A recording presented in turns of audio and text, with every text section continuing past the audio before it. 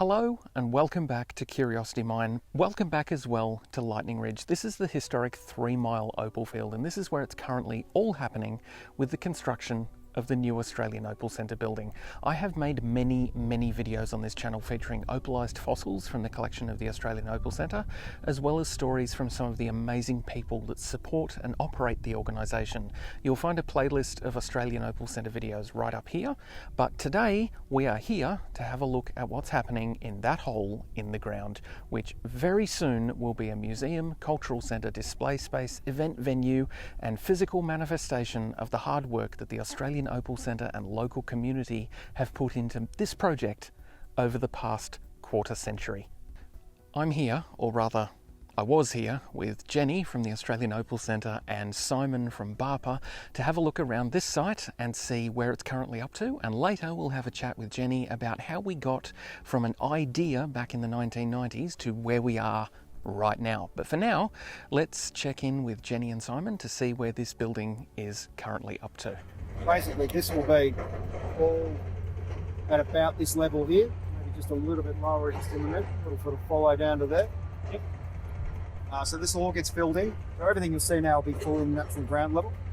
And the building will be sort of in about the middle of that, probably a few metres off either side. To the extent, obviously, where that big 30-tonner is sitting now, that's about the edge of the building there. And then just where the edge of the white rock is, say under that tree over there, that's about the edge of the building as well.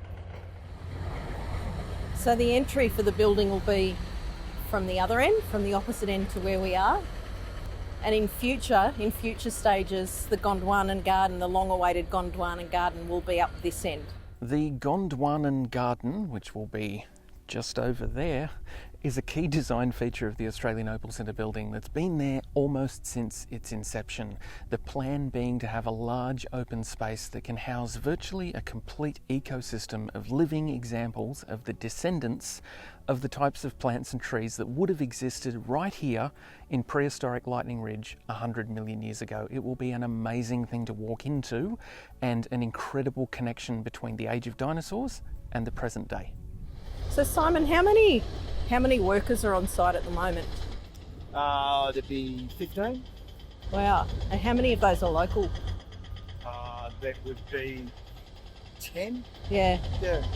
It's been fantastic that literally since day one, Yep. we've had local people. Yeah, and that will be ongoing as well. And that'll be ongoing. Yeah. Yeah, so the entry of the building will come in about there. And I think the building sort of rises about maybe 7 metres or something like that above. Just under at this Bit stage. under? Yeah. Bit under? Probably 6 metres down from the bottom. Yep. So probably a few out of here. Yep. Tunnel will come all the way down to here, which will be the oculus, which I think is about 3 metres deep.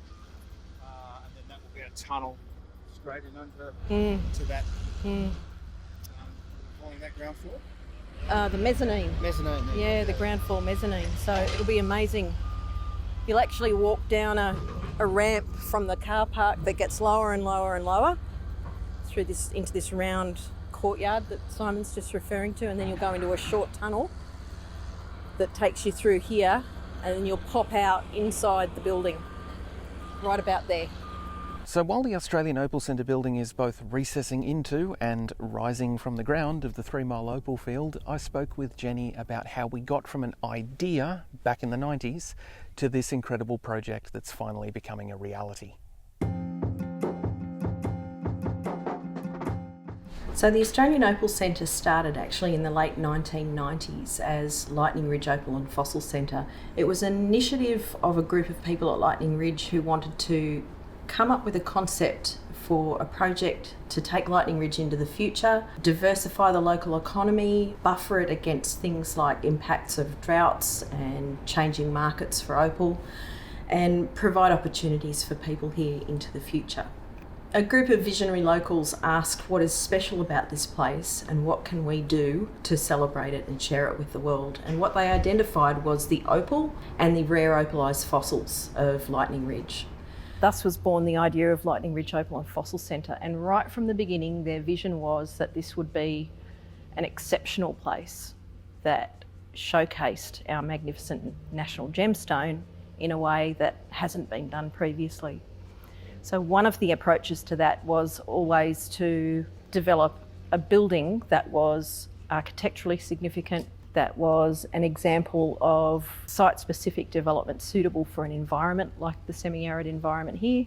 They were very fortunate to secure the goodwill and services of Wendy Lewin and Glenn Murcutt, who are two extraordinary Australian architects. So the project started as a big dream with a group of local people who workshopped it and got some assistance to do some feasibility studies, to look at potential sites, to look at what the community wanted, a lot of community consultation, and to develop the beginning of a strategic plan. There was assistance from our local bowling club, there was assistance from the Australian Museum in Sydney, from Arts New South Wales, which was the New South Wales Government's arts department at the time. In around 2004, Walgett Shire Council provided some really good seed funding for the project, because until then it had all been done with very small grant contributions and local fundraising. From 2004, the organisation rented a little place in town, hired a project manager and really got cracking.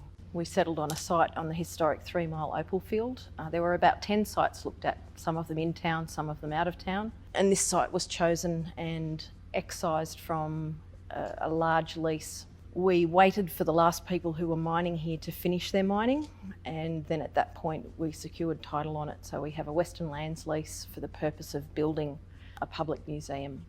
Then work really got going in earnest on designing the building, business planning, looking at the business model, what would be in the building, how would it run, how would it earn its own way, because the intention has always been that once it's built, it will be self-funding from its operations. Over quite a period of time, we would go to Canberra, we would go to Sydney, we would meet with politicians, we'd meet with people in government offices and talk to them about the project, and we could see that there was a scepticism that this little place that they looked up in the Australian Bureau of Statistics and saw had a couple of thousand people living there warranted such a big investment and such a significant centre. So we then had to spend time documenting the need and the opportunity and the viability of it. Commissioning plans, project management plans, asset management plans, risk management plans, business management plans, a business case. While this was all happening, of course, we were also building the Australian Opal Centre. So around 2007, it was decided that we wouldn't just do Lightning Ridge Opal and Fossil Centre.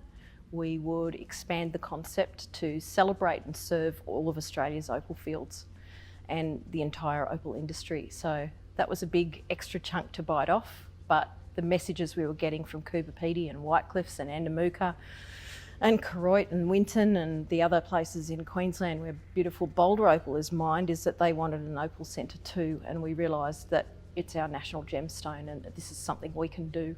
So with the support of people from those places, we shifted gear and went to the Australian Opal Centre.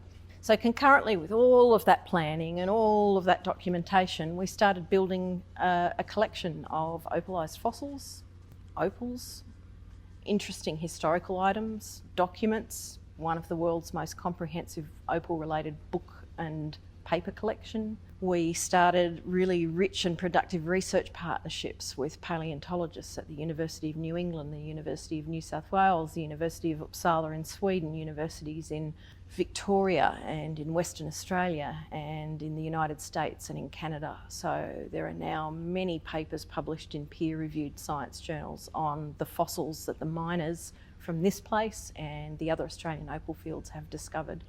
Among the scientific research and discoveries that have occurred since the inception of the Australian Opal Centre and as a direct result of its collection of opalised fossils and its connections with other scientific organisations is the naming of no less than 2, almost 3 new species of dinosaur. There's Fostoria dimbungumal, which is a huge iguanodon-like herbivorous dinosaur. There's Weewarrasaurus pobeni, which is a smaller ornithopod dinosaur about the size of a kangaroo. And then there's lightning claw, which is not yet an official species designation, but it is a megaraptorid theropod carnivore with a huge slashing claw on its 4 limbs. Links to various videos about all three of those dinosaurs in the YouTube video description, but I mean 3 dinosaurs which might still be unknown if it wasn't for the Australian Opal Centre. We've had cultural programs, we've had a wonderful series of visiting guest lecturer nights, quite a number of art exhibitions, pottery and works on paper and paintings. We've been involved in documenting the history and heritage of the opal fields with local people, with the Historical Society and with groups from Canberra and Sydney. Wonderful project, brilliant ideas looking at the history of innovation and inventiveness in the opal fields. The opal miners here are nothing short of genius in what they've done to adapt machinery for the incredible specific conditions looking for opal here at Lightning Ridge. While we've been fundraising for the building, we've also been building the programs and the exhibitions that are going to go into it.